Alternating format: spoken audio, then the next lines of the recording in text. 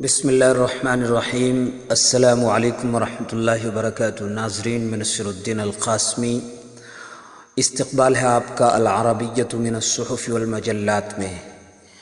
Channel کا نام وہی العربیۃ من الصحف والمجلات ہے، اور یہ سلسلہ 100 پر جا کر ٹھہرا ہوا ہے، انشاءاللہ آگے بھی جاری رہے گا۔ مگر میں وعدے کے مطابق اب فن عروض کے سلسلہ وار کچھ اسباق کے ساتھ آپ حضرات کی خدمت میں حاضر ہوا کروں گا، اور بیچ بیچ میں انشاءاللہ العربیۃ من الصحف والمجلات کا سلسلہ بھی جاری رہے گا۔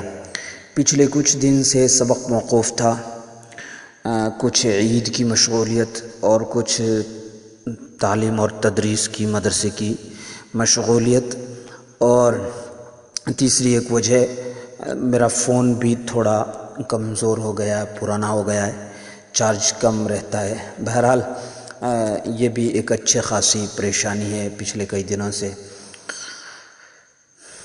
مگر آج میں آپ حضرات کی خدمت میں حاضر ہوں، تو بغیر کسی طویل گفتگو کے ہم اپنے مقصد کی طرف آتے ہیں۔ اور سب سے پہلے یہ سمجھنے کی کوشش کریں کہ فن عروض ہے کیا، فن عروض کس کو کہتے ہیں۔ اس کی تعریف عربی میں کی گئی ہے: علم یتناول الشعر ضبطا لوزنه وقافیته۔ العروض علم یتناول الشعر ضبطا لوزنه وقافیته، ایسا علم ہے جو شعر کے وزن اور قافیے سے بحث کرتا ہے۔ عروض وہ علم ہے جو شعر کے وزن اور قافیے سے بحث کرتا ہے۔ دوسری تعریف یوں بھی کی گئی ہے: آلۃ قانونیۃ تعصم مراعاتها الانسان ان یضل فی وزن الشعر، ایسا قانونی آلہ ہے جس کی رعایت انسان کو شعر کے وزن کے تعلق سے گمراہ ہونے سے، بھٹکنے سے بچا دے۔ وزن شعر کس کو کہتے ہیں، شعر کا کیا وزن ہوتا ہے، یہ سمجھنے سے پہلے ابتدائی طور سے یوں سمجھیں کہ کلام کی دو قسمیں ہیں، ایک منثور اور ایک منظوم۔ کلام منثور سے کلام منثور اور کلام منظوم۔ میں جو گفتگو کر رہا ہوں آپ سے، اور عام طور سے انسان جو گفتگو کرتے ہیں اور تحریریں بھی جو لکھتے ہیں، وہ کلام منثور کہلاتا ہے۔ کلام منثور، کلام مرسل بھی اس کو کہہ سکتے ہیں، کھلا کلام، کھلی گفتگو۔ اور ایک ہوتا ہے کلام منظوم۔ کلام منظوم یہ شعراء کلام کرتے ہیں، شعراء شعر کہتے ہیں، اس کو کلام منظوم کہتے ہیں۔ ہر شعر کا ایک وزن ہوتا ہے، ہر شعر ایک وزن میں تلا ہوا ہوتا ہے۔ اگر وزن میں کہیں بھی خرابی ہو جائے تو شعر ٹوٹ جاتا ہے، شعر بکھر جاتا ہے۔ اگر آپ نے اپنی زندگی میں کچھ نعتیں، کچھ نظمیں پڑھی ہیں، یعنی کچھ گنگناتے ہیں اور اچھا خاصا گنگنا لیتے ہیں، تو آپ نے محسوس کیا ہوگا کئی بار کہ ایک شعر کہتے وقت ایک مصرع آپ ٹھیک سے کہہ دیتے ہیں اور دوسرا مصرع ٹھیک سے نہیں کہہ سکتے، یا ٹھیک سے نہیں پڑھ سکتے، یا ٹھیک سے نہیں گنگنا سکتے۔ تو وہاں آپ یا تو شعر لکھنے والے نے غلطی کی ہے، یا آپ خود پڑھنے میں غلطی کر رہے ہیں۔ پڑھنے میں آپ غلطی کر رہے ہیں یا وہاں لکھنے میں غلطی ہوئی ہے۔ بہرحال ہر شعر کا ایک مخصوص وزن ہوتا ہے، اس وزن میں شعر کا کھرا اترنا ضروری ہوتا ہے۔ مثال کے طور پر اردو کا ایک شعر ہے، مشہور شعر ہے، آپ نے بار بار پڑھا اور سنا ہوگا: جگہ جی لگانے کی دنیا نہیں ہے، یہ عبرت کی جا ہے تماشا نہیں ہے۔ جگہ جی لگانے کی دنیا نہیں ہے، یہ عبرت کی جا ہے تماشا نہیں ہے۔ اس کا وزن کیا ہے یہ سمجھنے سے پہلے آپ یہ سمجھ لیں کہ یہاں یعنی شعر کے وزن میں حرکت اور سکون دو ہی چیزوں کا اعتبار کیا جاتا ہے۔ زبر زیر پیش کے لیے الگ سے کوئی وزن نہیں ہوتا، یعنی زبر کا الگ ہو، زیر کا الگ ہو، پیش کا الگ ہو، اس طرح نہیں ہوتا۔ زبر زیر پیش یہ حرکت کہلاتا ہے۔ اور سکون اگر کسی حرف پر تشدید ہے تو وہ دو حرف پڑھے جاتے ہیں، ایک حرف ساکن اور دوسرا حرف متحرک۔ تو اس شعر کا وزن آپ اچھی طرح سے سمجھ لیں، اس کے بعد انشاءاللہ آپ کو کچھ شعور پیدا ہو جائے گا۔ آج صرف ہم تمہیدی گفتگو ہی کر رہے ہیں، تو آپ کو انشاءاللہ کچھ نہ کچھ ضرور شعور ہو جائے گا اگر اب تک آپ نے اس چیز کو سمجھا نہیں ہے تو۔ جگہ جی لگانے کی دنیا نہیں ہے، اس کا وزن ہے، مثلا اس میں ہر مصرے میں 4 مرتبہ فعول ہے، 4 مرتبہ فعول ہے۔ اب کہیں گے فعول کا کوئی وزن نہیں ہے، یہاں مثلا دوسرے ہی حرف پر پیش ہے مگر یہاں پیش نہیں ہے۔ جگہ میں دوسرے حرف پہ کوئی پیش نہیں ہے، پہلے حرف پر تو زبر ہے، دوسرے حرف پر پیش نہیں ہے۔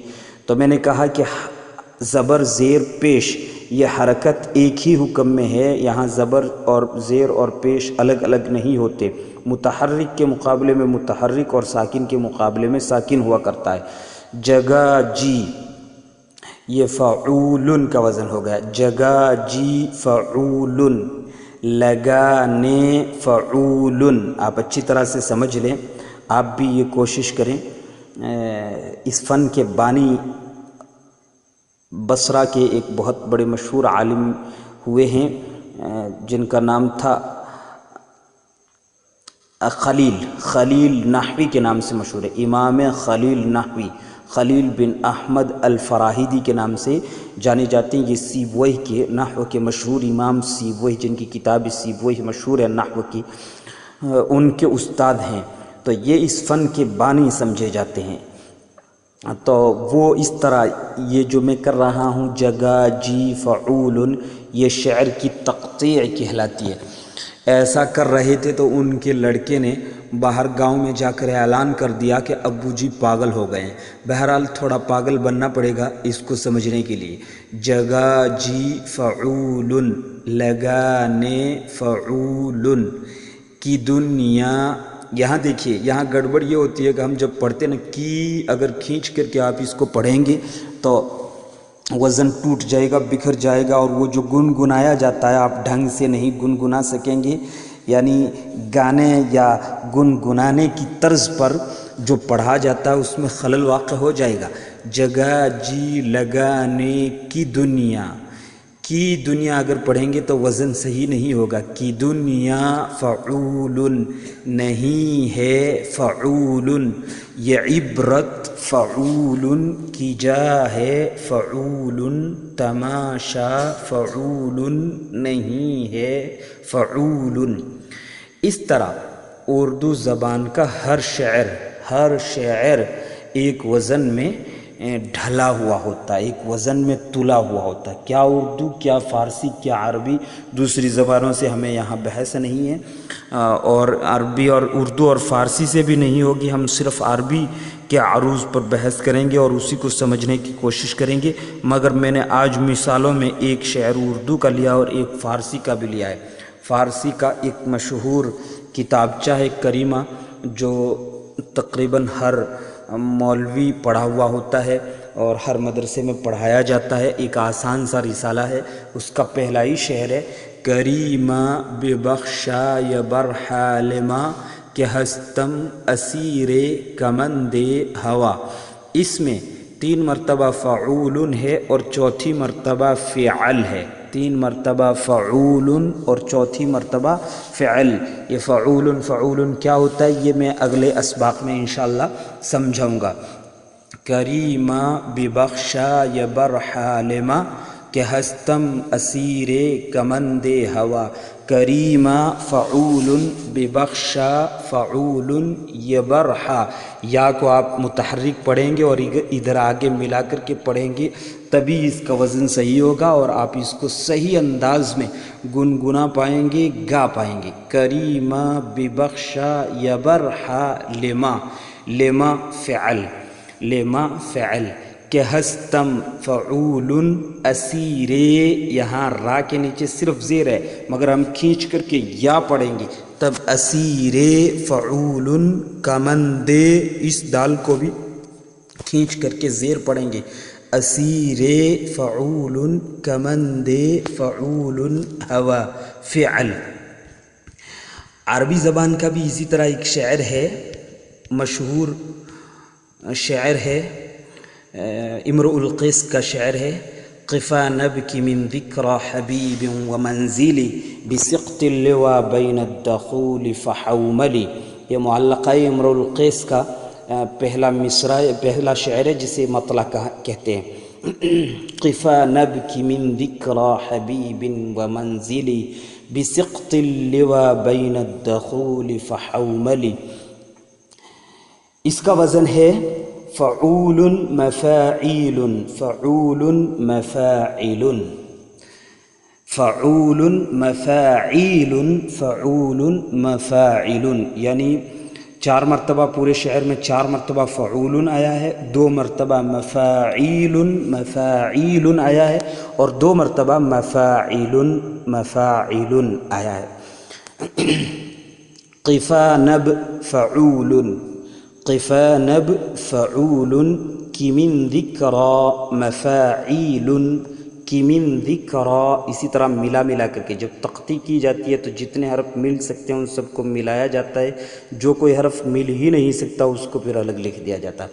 قفا نب فعول کی من ذکرا مفاعیل، کی من ذکرا حبیب فعول ومنزلی، ومنزلی۔ دیکھیے یہاں اگر ومنزل آپ وقف کر دیتے ہیں، کئی مرتبہ عربی اشعار پڑھانے والے استاد بھی اس طرح پڑھ جاتے ہیں، ومنزل ساکن کر کے پڑھ جاتے ہیں، نہیں، یہاں نہ صرف زیر پڑھا جائے گا بلکہ زیر کے بعد آگے یا بھی پڑھا جائے گا اور تختی میں اس یا کو لکھا بھی جائے گا۔